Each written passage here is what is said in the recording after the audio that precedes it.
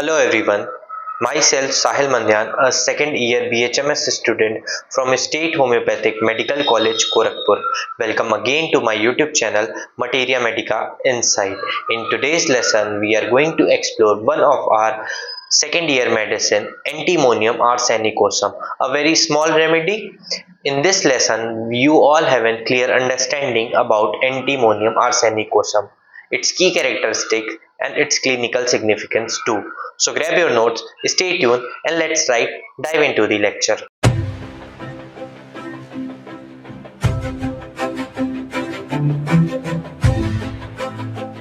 Antimonium arsenicosum.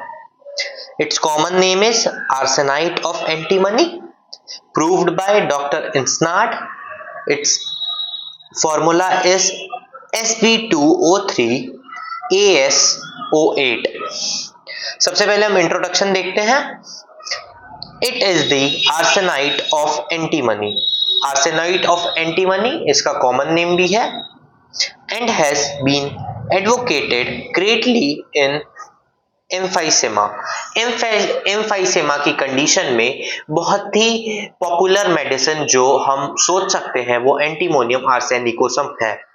ठीक है, emphysema क्या होता है? हम एम्फाइसेमा की बात करते हैं थोड़ी सी. एम्फाइसेमा होता क्या है? It is a form of COPD. COPD क्या होता है? Chronic obstructive pulmonary disease. हमने पैथोलॉजी, जब हम पैथोलॉजी पढ़ते हैं अपने कॉलेजेस में तो वहां पे इसका जिक्र हुआ है. मोस्ट कॉमन कॉज क्या है इसका? Cigarette smoking. इसमें क्या होता है? डैमेज हो जाती हैं एल्वियोलर सैक्स. एल्वियोलर सैक क्या हो जाते हैं? इसमें डैमेज हो जाते हैं एम्फाइसेमा की कंडीशन में. Hearer is the chief authority for this drug. ये बहुत इंपॉर्टेंट है कि जो भी डॉक्टर है, जो भी फिजिशियन है, अगर वो समझ रहा है कि एम्फाइसेमा की कंडीशन है पेशेंट के अंदर, तो इस ड्रग को हम सबसे ऊपर रखेंगे और सबसे पहले सोचेंगे कि एम्फाइसेमा है तो हाँ, हम एंटीमोनियम आर्सेनिकोसम सोच सकते हैं. ठीक है, क्लिनिकल्स की अगर हम बात करें तो कफ, किस किस कंडीशन में हम सोच सकते हैं एंटीमोनियम आर्सेनिकोसम देने का. एम्फाइसेमा हमने ऊपर भी देखा. कैटेरल निमोनिया. कैटेरल निमोनिया क्या होता है मैं बताऊं आप लोग को. कैटेरल निमोनिया होता है कि म्यूकस मेम्ब्रेन जो होती है उसका सिक्रीशन जो होता है वो बढ़ जाता है. म्यूकस मेम्ब्रेन का सिक्रीशन बढ़ गया तो क्या होगा? पस या म्यूकस जो होगी एल्वियोलाई में वो इंक्रीज कर जाएगी. एल्वियोलाई में इंक्रीज कर जाएगी. Fluid filled in the air sacs of the lungs. Pleurisy after effect of. इसका मतलब क्या है? प्लूरसी क्या होती है? प्लूरसी होती है इन्फ्लामेशन ऑफ द प्लूरा. ये आप लोग नोट डाउन करते रहें, जो जो वर्ड्स की मतलब मैं आप लोग को बता रहा हूं. प्लूरसी मतलब inflammation of the pleura, means जो लंग्स की आउटर कवरिंग होती है उसको, उसका इन्फ्लामेशन जो होता है उसे हम प्लूरसी कहते हैं. अब ये जैसे मैंने बताया बहुत ही छोटी रेमेडी है, तो अब हम देखते हैं इसमें कोई भी गाइडिंग सिम्टम्स नहीं है, इसमें सिर्फ पर्टिकुलर्स हैं. और ये वाला जो पैराग्राफ है ये हमारा विलियम बोरिक सर की बुक का है और एसके दुबे में इसका कोई भी जिक्र नहीं किया गया है, लेकिन ये हमारे सिलेबस में है तो हमें देखनी पड़ेगी इसे. पर्टिकुलर्स रेस्पिरेटरी सिस्टम की बहुत अच्छी मेडिसिन है. रेस्पिरेटरी सिम्टम्स और रेस्पिरेटरी सिस्टम में बहुत अच्छी काम करती है. ठीक है, antimonium arsenicosum has been found very useful in emphysema. हमने इंट्रोडक्शन में भी देखा, हमने क्लिनिकल में भी देखा और पर्टिकुलर्स में भी यही बात है. With excessive dyspnoea. डिस्निया हमने बहुत जगह देखा है. डिस्निया का मतलब क्या होता है? डिस्निया का मतलब ये होता है डिफिकल्टी इन ब्रीदिंग. कोई भी जो पेशेंट है उसे सांस लेने में दिक्कत होगी. And cough with much mucus secretions. मैंने ऊपर भी आप लोग को बताया म्यूकस मेम्ब्रेन का जो सिक्रीशन होता है वो बढ़ जाता है. यहाँ पे कफ वर्ड 2 बार दे दिया गया है, इसलिए इस कफ का कोई मतलब नहीं है. हम आगे बढ़ते हैं. And cough with much mucus secretion and is aggravated by, अब हमें यहाँ पे क्या हो गया, एक मोडेलिटीज हमारी यहाँ पे मिल गई, aggravation by eating and lying down. उसको क्या होगा, डिस्निया की कंडीशन होगी, खाने से, ईटिंग फूड और लाइंग डाउन लेटने से, ये उसकी दिक्कत बढ़ जाएगी। It preferably affect upper left lung, किसको अफेक्ट करता है, अपर लेफ्ट लंग को। डॉक्टर NM चौधरी ने क्या कहा था, after pneumonia means fluid filled in the lungs. Pleurisy क्या होती है, प्लूरेसी हमने देखा, प्लूरेसी का मतलब ये होता है कि जो प्लूरल मेम्ब्रेन होती है उसका इन्फ्लामेशन हो जाना। निमोनिया और pleurisy when all the acute symptoms have subside का मतलब होता है चले जाए, gone, ठीक है, इसका मतलब क्या होता है, gone।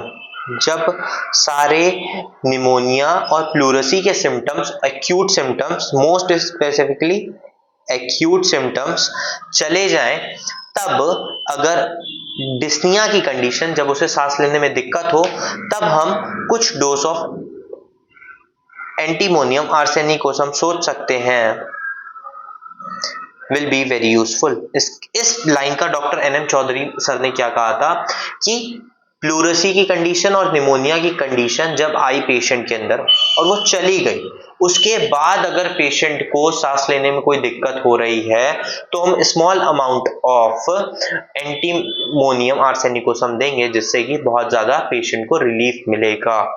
फ्यू डोज, यहाँ पे few dose of antimonium arsenicosum लिखा हुआ है, जिससे कि पेशेंट को बहुत ज्यादा रिलीफ मिलेगा। ठीक है, ये वाला जो पैराग्राफ है ये हमारा क्या है, ये हमारा विलियम बोरिक सर की बुक का है। ठीक है, अब हम इसको देख लेते हैं, थोड़ा सा ही है। कैटेरल निमोनिया हमने ऊपर देखा, म्यूकस मेम्ब्रेन का सिक्रीशन बढ़ जाता है, जिससे कि इन्फ्लामेशन हो जाता है, म्यूकस मेम्ब्रेन का इन्फ्लामेशन हो जाता है, सिक्रीशन बढ़ जाता है, तो वहां पे क्या हो जाता है, म्यूकस मेम्ब्रेन डिपॉजिट होने लगते हैं, जिससे कि आगे डिफिकल्टी इन ब्रीदिंग भी होगी पेशेंट को। विथ इन्फ्लुएंजा, इन्फ्लुएंजा क्या होता है, वायरल इन्फेक्शन होता है रेस्पिरेटरी ऑर्गन्स में, viral infection of respiratory system या रेस्पिरेटरी ऑर्गन्स। मायोकार्डाइटिस, मैं आप लोग को बता दूं, मायोकार्डाइटिस का मतलब क्या होता है, जो हार्ट की मसल होती है उनका इन्फ्लामेशन, मैं यहाँ शॉर्ट फॉर्म में लिख देता हूं, हार्ट मसल इन्फ्लामेशन। ठीक है, हार्ट की मसल का इन्फ्लामेशन हो जाता है।